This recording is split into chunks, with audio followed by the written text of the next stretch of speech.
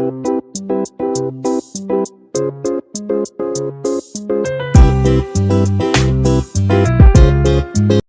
आजची रेसिपी आहे मच्छीची। इथे मोठा मासा होता, त्याला छान अशी सोललेली आणि धुवून घेतलेली आहे। 2 ते 3 पाण्याने स्वच्छ धुतलेली आहे। त्याच्यावर लिंबू पिळून घेतलं आहे। लिंबू पिळल्यानंतर हळदी, मीठ आणि अद्रक आणि लसणाची पेस्ट लावून ठेवलेली। अशी 20 मिनिटं पूर्णपणे मी फ्रीजमध्ये ठेवलेली।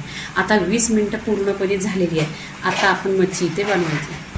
इथे गॅसवर कढई ठेवलेली आहे, त्याच्यामध्ये 1 चमचा तेल टाकलेलं आहे। तेल छान असं गरम करून घ्यायचं। तेल गरम झाल्यानंतर इथे कढीपत्ता टाकायचा।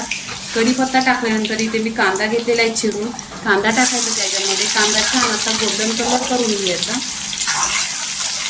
गोल्डन झालेला आहे तर इथे 2 ते 3 हिरव्या मिरच्या टाकलेल्या आहेत आणि इथे 2 टोमॅटो टाकलेले आहेत। टोमॅटो पण छान असं परतून घ्यायचं।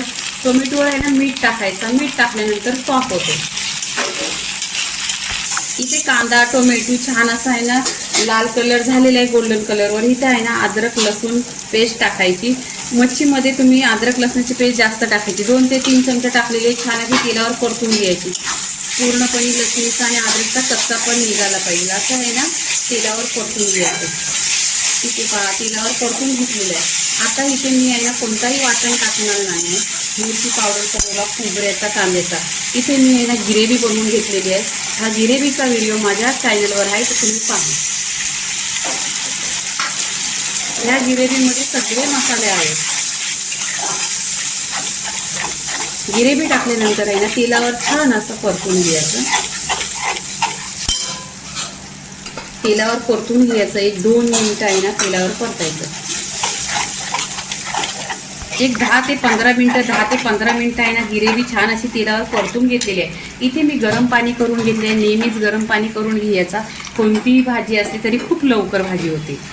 इथे पहा मिक्स केलेला आहे। इथे आहे ना छान अशी उकळी काढून घ्यायची। 10 मिनिटं आहे ना उकळी छान अशी आलेली आहे। इथे आहे ना कैरी टाकायची। तुमच्याकडे असेल तर टाका, नसेल तर आहे ना करवंद टाकायची, नाहीतर कोकम टाकायचा, नाहीतर लिंबू पिळून टाकायचा।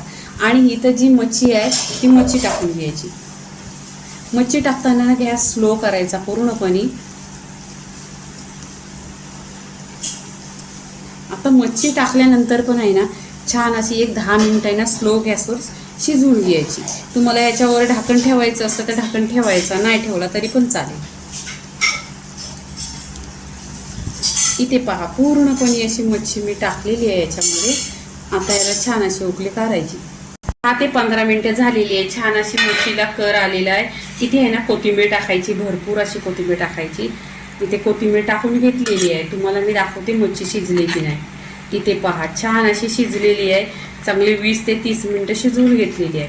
आता मच्छीचा व्हिडिओ इथे पूर्णपणे झालेला आहे। तुम्ही भाकरीबरोबर बाजरीच्या खा, 1 नंबर लागतो। व्हिडिओ पूर्णपणे झालेला आहे। लाईक करा, शेअर करा, सबस्क्राईब करा आणि नेहमीच खात राहा। धन्यवाद।